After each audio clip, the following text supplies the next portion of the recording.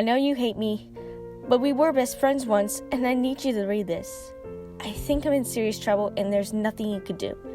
But I need you to read this to understand. I know we haven't talked since sectionals. It's been forever. But what happened to you wasn't my fault. At least, it wasn't entirely my fault. I know everyone thinks it was, but I would never do anything to hurt you. This is going to sound crazy, but I need to tell you this so that someone knows. It started when we were in 8th grade. It was the night before the Crystal Classic competition. I was at home and I couldn't sleep because I was so nervous about competition. Well, I got on the computer, just sort of surfing the web and stuff, but I couldn't concentrate on anything. I was just sitting there, so I Googled myself. I never should have done that, Brie. At first, it was all the usual stuff you find when you Google yourself. When I found a link to a Wikipedia page about me, I thought our club or my dad made it or something. There wasn't much there, just some basic facts about skating, what city I lived in. But the thing that got me was what it said. I won the year's Crystal Classic. I laughed. I thought for sure something just did it to encourage me. I confronted my dad about it, but he denied it. When I won the competition that day, I was so happy. That the first competition I'd ever won, and it felt so good. Remember how hard I worked after that? That's when my parents hired Sergey to coach me. You know how much it must have cost? After that, I would check my page before every competition, and it would always tell the results of how I placed.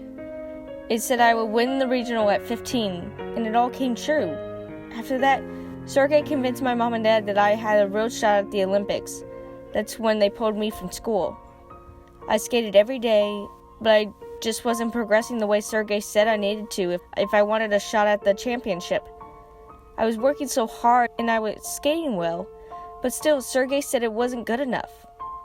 When the sectionals came, all I could think about was winning, so I did something I shouldn't have.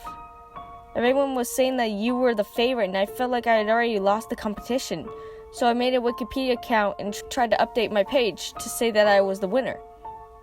The thing is that I tried to update the page, I checked it on, and all it said was, Annora Petrova is a selfish little bitch who is going to get what she deserves. I broke down. That's why I looked so awful that day. I was in a daze. I remember watching your routine and seeing your blade snap, and the next thing I know, I was on the ground and my face was covered in blood from where the tip flew off and sliced my forehead. Then they told me it was my fault because I had my skates in my position earlier. Brie, I honestly didn't do anything to your skates. I wanted to win, but I wouldn't do anything to hurt you. When you told me I was banned from any further competitions, everyone said that I got what I deserve. Nobody even asked for my side of the story. I guess you heard that Sergey dropped me after that. He said I ruined him. No one would talk to me. Do you know what it's like to be ostracized by everyone? I couldn't even get ice time. And then the page got worse. Every time I checked it, it would say all these horrible things about me. I couldn't even tell you half of them. The language was so vile. I'd cry every time I read it, but I couldn't stop checking it. I knew I had to do something, so I made a complaint to Wikipedia. I even tried calling them, but no one claimed to know a thing about the page. I was home alone that Friday night, and I decided to check to see if it had been taken down. The page was still there, only this time it said, Annora Petrova is a pathetic little orphan. I freaked. I kept calling my parents to warn them, but every time I'd call, all I could hear was horrible laughter on the other end. I must have called them 100 times until I couldn't take the sound of the laughter anymore.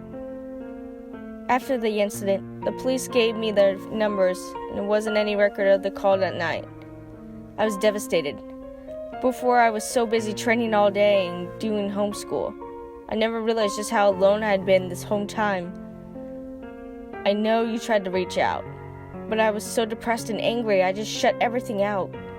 Once I turned 18 and I got the settlement money from the court, I came to Switzerland. I got to renovate myself. My skating really took off. It hasn't been a year and I feel like everything had happened a long time ago. That's why I shouldn't have done it, Brie.